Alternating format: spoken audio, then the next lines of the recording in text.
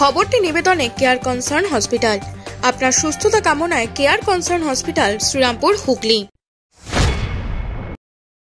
প্রথম দিন যখন এসেছিলেন তখন কারখানার প্রশ্নে আপনি বলেছিলেন রাস্তার ধারে প্রচুর কারখানা হয়েছে, চারিদিকে ধোঁয়া। আসার সময় তো দেখেছিলাম তাই। আর সেটাকে নিয়ে যা সুন্দর মিম তৈরি হয়েছে, বাপরে বাপ, সে তো প্রসেনজিৎ তার মধ্যে গান গাইছেন, সবাই তার মধ্যে গান গাইছে। মিমগুলো দারুণ বানানো হয়েছে, কিন্তু যারা বানায় তাদেরকে হ্যাটস অফ। যখন এসছি তখনও তারপরেও দেখেছি যে কারখানা তো আছে, এবং যখন দিনের রাত্রেবেলা আসলে ধোঁয়া দেখা যায় না, ওই জন্য ধোঁয়ার কথা কখনো বলিনি, কিন্তু যখন দিনের বেলা আসছে তখন দেখছি কারখানার উপর থেকে ধোঁয়া বেরোচ্ছে, সেটা নিয়েই বললাম। সেটা তার বিশাল বড় একটা মিমও হয়ে গেল। যাই হোক, ঠিক আছে, যেরকমই পাবলিসিটি হবে সেটা রচনা হয়েছে জন্যই ভালোই। মিমটা নেগেটিভ না, মিমটা মজার। কি কত লাইক হয়ে যাচ্ছে জানেন ওই মিমগুলো করাতে, হাজার হাজার লাইকস হচ্ছে, খুব ভালো। আমরা শিল্প শূন্যে পরিণত হয়েছে, তাই বলবেন বিষয়টা? এটা আমি আমার তো কেন তো নেই যে দিদি যে বাংলার মুখ্যমন্ত্রী সারাক্ষণ উন্নয়ন নিয়ে কথা বলছেন এবং উন্নয়নের জন্য জান প্রাণ লড়িয়ে দিচ্ছেন, তিনি কলকারখানা করতে দেবেন না বা তিনি কলকারখানাতে সাপোর্ট করবেন না, এরকম কথা তো আমি কখনো ভাবতেও পারি না। এবং দিদি তো কখনো কলকারখানার বিরুদ্ধে নন।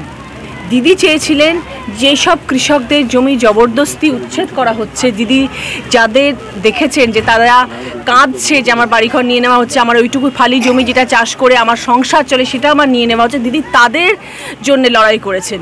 দিদি কিন্তু কলকারখানার বিরুদ্ধে কোনোদিনও ছিলেন না।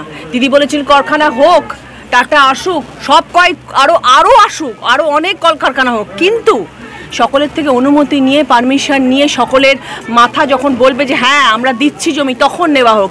এরকম নয় জবরদখল করে তাকে বাড়ি থেকে বার করে দিয়ে তাকে যেরকমভাবে পথে বসিয়ে দিয়ে তার জমিতে দখল করে করা হবে, তার বিরুদ্ধে দিদি দাঁড়িয়েছিলেন। কারখানাটা চলে গেল কেন? এখনো পর্যন্ত 12 বছরে একটা কারখানা কেন নিয়ে আসতে পারেনি? এখানে বাণিজ্য সম্মেলন চলছে, কোটি কোটি টাকা খরচ হচ্ছে, এখনো পর্যন্ত একটা শিল্প আসেনি। উল্টে এখান থেকে শিল্প চলে গেছে, জিন্দাল চলে গেছে, আরও অনেক লোকজন এসছে, তারা চলে গেছে। কিসের জন্য গেল? তো যদি কারখানার বিরুদ্ধেই না, তাহলে তো কারখানা এতদিনে থাকার কথা ছিল। কি কারণে চলে গেল? কি কারণে বুলডোজার দিয়ে টাটার কারখানাকে উড়িয়ে দেওয়া হয়েছিল? সে প্রশ্নের জবাব উনি দিতে পারবেন? কি কারণে দেওয়া হয়েছিল? চাষিদের কারণে দেওয়া হয়েছিল।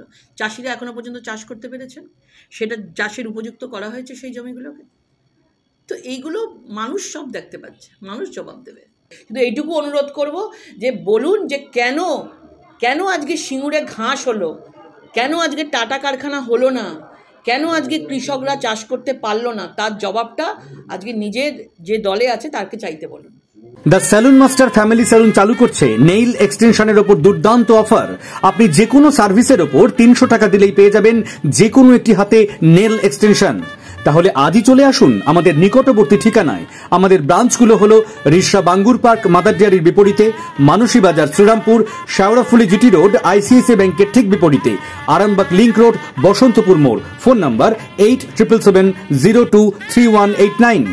একই ছাদের নিচে স্বল্প ব্যয়ে সমস্ত রকম চিকিৎসার সুযোগ পেতে রিসরা মাতৃসদন স্বনামধন্য চিকিৎসকের তত্ত্বাবধানে 24 ঘন্টায় অন্তর্বিভাগ ও বহির্বিভাগে চিকিৎসার সুবিধা, স্বল্প ব্যয়ে X ray, ultrasonography, ECG, eco অপারেশনের সুযোগ সহ আইসিইউ ইত্যাদি সুবিধা।